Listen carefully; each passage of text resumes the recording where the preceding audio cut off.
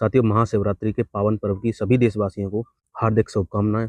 भगवान भोलेनाथ की कृपा आप सभी के जीवन और आपकी फसलों पर बनी रहे। साथियों, ग्लोबल वार्मिंग का असर पूरी दुनिया पर अब व्यापक रूप से देखने को मिल रहा है और ये आंकड़े उस बात की गवाही दे रहे हैं कि हमको ग्लोबल वार्मिंग के संदर्भ में न सिर्फ चिंतन करने की जरूरत है, बल्कि उस पर व्यापक रूप से काम करने की हमको सख्त जरूरत है। साथियों, 1 जनवरी से लेकर 14 फरवरी तक नॉर्मल वर्षा 27 मिलीमीटर के आसपास है और अभी तक महज 13.5 मिलीमीटर वर्षा दर्ज की गई है और इसमें 51% की कमी बनी हुई है। साथियों, 27 मिलीमीटर वर्षा आंकड़ों के मामले में भले ही ये कम दिखाई पड़ती हो, लेकिन ये वर्षा न सिर्फ इकोसिस्टम के लिए बल्कि फसलों के लिए काफी महत्वपूर्ण मानी जाती है और इस वर्षा की कमी साफ तौर पर तापमान के रूप में भी दिखाई पड़ने लगी है।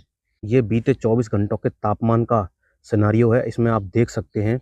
और गुजरात से लेकर राजस्थान, पंजाब, हरियाणा, हिमाचल प्रदेश, उत्तराखंड, जम्मू कश्मीर, लद्दाख तक मैक्सिमम तापमान सामान्य से काफ़ी ज़्यादा बने हुए हैं और बाकी क्षेत्रों में भी, जिसमें मध्य प्रदेश, उत्तर प्रदेश, छत्तीसगढ़, विदर्भ सहित झारखंड के कुछ हिस्से और पूर्वोत्तर के राज्यों में भी तापमान सामान्य से काफ़ी अधिक बने हुए हैं। साथियों, फरवरी का अभी आधा समय बीता है और मार्च की जैसी गर्मी अभी से पड़ने लगी है। नमस्कार मेरे प्यारे किसान मित्रों और मौसम प्रेमियों। 15 फरवरी से लेकर 18 फरवरी तक के मौसम पूर्वानुमान के साथ मैं मयंक राजपूत मौसम मंथन में आप सभी का स्वागत करता हूं। तो साथियों, सबसे पहले बात करते हैं मौसमी सिस्टमों की। तो एक पश्चिमी विक्षोभ कल से पश्चिमी हिमालयी क्षेत्रों को प्रभावित करना शुरू करेगा और उसके प्रभाव से एक सर्कुलेशन राजस्थान के ऊपर बनेगा और इन दोनों के संयुक्त प्रभाव से पहाड़ी राज्यों पर कुछ गतिविधियां 16 फरवरी से शुरू हो सकती हैं। साथ ही साथ मैदानी राज्यों में राजस्थान और उससे सटे इलाकों में तेज हवाओं के साथ हल्की वर्षा 17 फरवरी से शुरू हो सकती है और साथ ही साथ अगले 48 घंटों के दौरान दक्षिण पूर्वी बंगाल की खाड़ी में एक लो प्रेशर सिस्टम बनने की संभावना है और यह धीरे धीरे आगे बढ़ते हुए well mark low pressure system में तब्दील हो सकता है और यह डिप्रेशन की इंटेंसिटी तक भी जा सकता है और इसके प्रभाव से दक्षिण भारत के कई राज्यों में तेज हवाओं के साथ मध्यम से भारी वर्षा 18 फरवरी से शुरू हो सकती है। तो साथियों, अब जान लेते हैं अगले 4 दिनों के मौसम पूर्वानुमान के बारे में। सबसे पहले बात करते हैं आज यानी कि 15 फरवरी के मौसम की। तो आज सिक्किम सहित अरुणाचल प्रदेश में गरज चमक के साथ हल्की वर्षा या बर्फबारी होने की संभावना है। साथ ही साथ केरल के कुछ तटीय क्षेत्रों में छुटपुट वर्षा होने की संभावना आज बनी हुई है और अंडमान निकोबार द्वीप समूह में तेज हवाओं के साथ हल्की वर्षा होने की संभावना आज बनी हुई है। देश के बाकी क्षेत्रों में मौसम पूरी तरह से शुष्क रहने की संभावना है। यदि हम बात करें कल यानी कि 16 फरवरी के मौसम की, तो साथियों 16 फरवरी को पश्चिमी विक्षोभ पहाड़ों के ऊपर अपना प्रभाव दिखाना शुरू करेगा और इसके प्रभाव से गिलगित बाल्टिस्तान और लद्दाख में कहीं कहीं पर हल्की वर्षा या बर्फबारी शुरू हो सकती है। साथ ही साथ मैदानी क्षेत्रों में राजस्थान के ऊपर आप देख सकते हैं एक सर्कुलेशन डेवलप हो चुका है और यह अरब सागर से नमी उत्तर भारत के राज्यों में थ्रो करेगा। साथ ही साथ छत्तीसगढ़ के ऊपर बने एंटी साइक्लोन के कारण बंगाल की खाड़ी से भी नमी उत्तर भारत के राज्यों तक पहुंचेगी और गुजरात सहित राजस्थान, दिल्ली, पंजाब, हरियाणा, मध्य प्रदेश और उत्तर प्रदेश में यहाँ पर बादल आना शुरू हो सकते हैं, लेकिन वर्षा की संभावना 16 फरवरी को इन क्षेत्रों में नहीं है।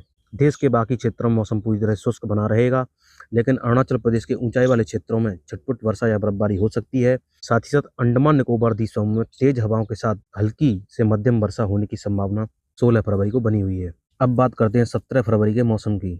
साथियों, इस पश्चिमी विक्षोभ का पहाड़ी राज्यों पर इस बार काफ़ी ज़्यादा इम्पैक्ट पड़ने की संभावना नहीं है और 17 फरवरी को गिलगित बाल्टिस्तान और लद्दाख के ऊंचाई वाले क्षेत्रों में छुटपुट वर्षा या बर्फबारी हो सकती है। साथ ही साथ कुछ गतिविधियां हिमाचल प्रदेश, उत्तराखंड और जम्मू कश्मीर में भी देखने को मिल सकती हैं और कहीं कहीं पर हल्की वर्षा या बर्फबारी होने की संभावना है। मैदानी क्षेत्रों में भी इसका इम्पैक्ट ज़्यादातर राजस्थान के उत्तर पूर्वी इलाकों में ही पड़ने की संभावना है, जिसमें बीकानेर से लेकर हनुमानगढ़, चूरू और धौलपुर तक गरज चमक और तेज हवाओं के साथ हल्की वर्षा होने की संभावना है।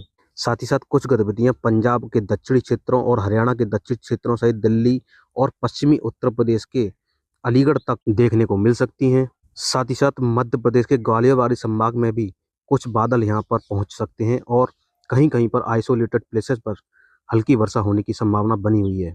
देश के बाकी क्षेत्रों में मौसम पूरी तरह से शुष्क बना रहेगा, लेकिन बंगाल की खाड़ी में बने सिस्टम के कारण दक्षिण भारत में तमिलनाडु, केरल तक बादल पहुंचना शुरू हो सकते हैं। साथ ही साथ कुछ बादल कर्नाटक सहित महाराष्ट्र के क्षेत्रों में भी दिखाई पड़ सकते हैं, लेकिन बरसात की संभावना उन बादलों से नहीं है। अंडमान निकोबार द्वीप समूह में तेज हवाओं के साथ हल्की से मध्यम वर्षा होने की संभावना है। अब बात करते हैं 18 फरवरी के मौसम की। साथियों, बंगाल की खाड़ी में बना लो प्रेशर सिस्टम 18 फरवरी को वेलमार्क लो प्रेशर की इंटेंसिटी तक पहुंच सकता है और इसके प्रभाव से दक्षिण भारत के कई राज्यों में बादल आना शुरू होंगे और तमिलनाडु के तटीय क्षेत्रों में तेज हवाओं के साथ हल्की वर्षा शुरू हो सकती है और कुछ बादल कर्नाटक और महाराष्ट्र तक भी दिखाई पड़ सकते हैं, लेकिन बरसात की संभावना उन बादलों से नहीं है। अंडमान निकोबार द्वीप समूह में तेज हवाओं के साथ मध्यम से भारी वर्षा होने की संभावना 18 फरवरी को बनी हुई है। उत्तर भारत में राजस्थान के हनुमानगढ़, बीकानेर, चूरू, गंगानगर से लेकर मध्य प्रदेश के ग्वालियर संभाग और पश्चिमी उत्तर प्रदेश के दक्षिणी हिस्सों सहित दिल्ली एनसीआर में गरज चमक के साथ हल्की वर्षा हो सकती है। साथ ही साथ गिलगित बाल्टिस्तान और लद्दाख के ऊंचाई वाले क्षेत्रों में छिटपुट वर्षा या बर्फबारी होने की संभावना है और हिमाचल प्रदेश और उत्तराखंड के ऊंचाई वाले क्षेत्रों में भी कुछ गतिविधियां होने की संभावना बनी हुई है। साथियों, अब आखिर में बात कर लेते हैं तापमान की। तो अगले 3 दिनों के दौरान उत्तर पश्चिम और मध्य भारत में 2 डिग्री सेंटीग्रेड से लेकर 3 डिग्री सेंटीग्रेड न्यूनतम तापमान में वृद्धि होने की संभावना है। साथ ही साथ महाराष्ट्र और कर्नाटक के क्षेत्रों में भी न्यूनतम तापमान में 2 से 3 डिग्री सेंटीग्रेड तापमान की वृद्धि होने की संभावना है। तो साथियों, ये था अगले 4 दिनों का मौसम पूर्वानुमान। यदि वीडियो में जानकारियाँ अच्छी लगी तो वीडियो को लाइक और चैनल को सब्सक्राइब जरूर करें और मिलते हैं अगली वीडियो में मौसम की नई अपडेट के साथ। तब तक के लिए मुझे दीजिए इजाज़त। धन्यवाद।